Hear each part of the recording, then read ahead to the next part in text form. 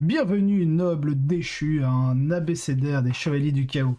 Le dernier codex du Chaos de la 9e édition est enfin là, ou du moins la version édition spéciale du coffret, et apparemment vendue immédiatement. Si vous êtes l'une des âmes perdues et damnées qui viennent d'acheter ces nouveaux modèles hérissés, lisez la suite. Ici John Lennon, et aujourd'hui je vais vous expliquer comment vous lancer dans les Chevaliers du Chaos et tirer le meilleur parti du nouveau livre.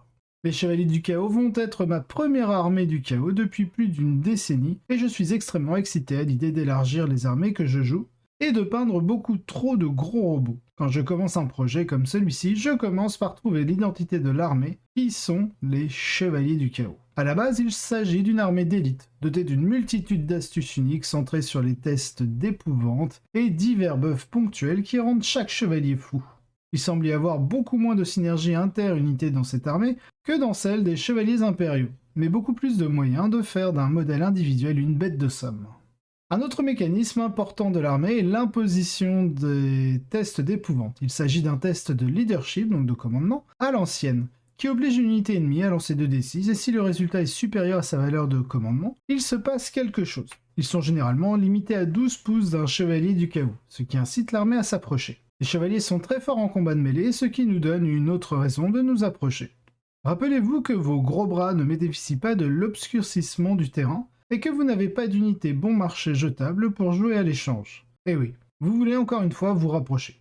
Si comme moi vous aimez parquer votre armée derrière un mur tout en levant les bannières et en marquant des points jusqu'au bout, vous devrez peut-être sérieusement revoir votre façon de penser pour jouer cette armée. Quand une armée a une force définie en combat de mêlée, vous devez décider comment vous voulez la compléter dans la conception de la liste. Quand vous choisissez des maisons, en décidant entre l'infernal et l'iconoclaste, voulez-vous compléter une forte présence de mêlée avec du tir ou des astuces? Ou bien voulez-vous jeter l'équilibre par la fenêtre et frapper si fort que votre adversaire vacille? Je me prépare à jouer une liste totalement agressive, mais je préfère encore personnellement agir en plusieurs phases. Donc je penche pour une liste qui prétend au moins pouvoir tirer sur l'ennemi. Choisir une maison. Les maisons infernales et iconoclastes offrent une décision difficile pour un joueur de chevalier du chaos en herbe. Les maisons d'iconoclastes se contentent de donner un bon coup de poing en recevant un bonus de plus une attaque et PA au premier tour de combat, tandis que les maisons infernales peuvent prendre des mortels pour des buffs à chaque tour.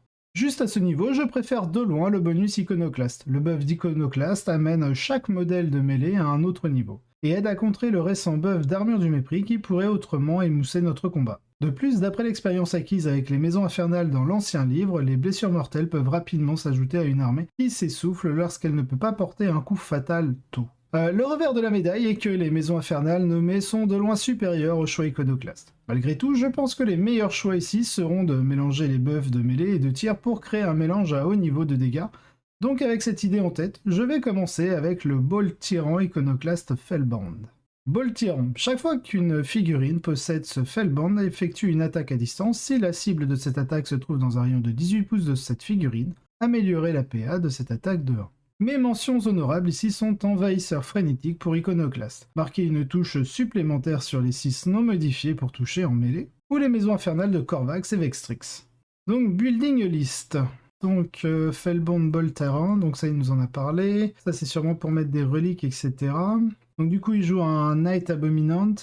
Là-dedans il y a peut-être du trait de seigneur de guerre, de la relique et peut-être même du pouvoir psy. Parce que je crois que l'abominant est psycheur. Ensuite il a un Desecrator, 3 Wardog Brigands, 3 Wardog Stalker et un Wardog Exécutionneur.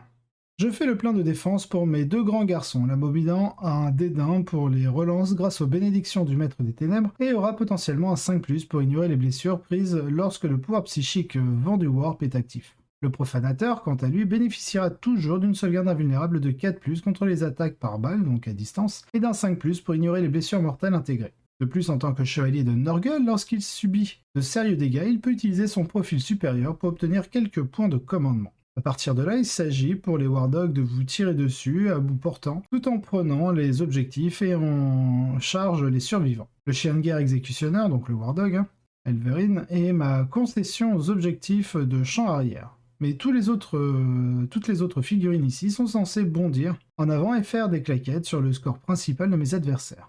6 canons vengeurs à P-3, avec la possibilité de relancer les 1 pour toucher et blesser si je gère bien mes auras. Vous infligez un nombre impressionnant de dégâts et de blessures sur le terrain, et ils suffiront à achever tout véhicule blessé par les autres canons de ma lance de chevalier. Donc pour choisir ces secondaires.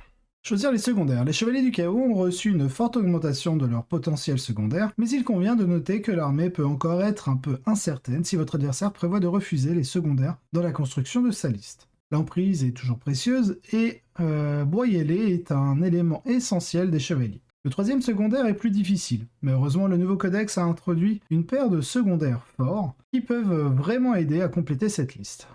Storm of Darkness donne aux Chevaliers du Chaos une option secondaire d'opération de l'ombre. Donc c'est Shadow Operation. Que vous tentez pendant votre phase de morale, ce qui signifie que vous ne souffrez d'aucune des limitations habituelles. Juste, vous savez, ne pas mourir. Pour un effort relativement faible, vous pouvez marquer un nombre très respectable de points ici, ce qui en fait un troisième choix très solide.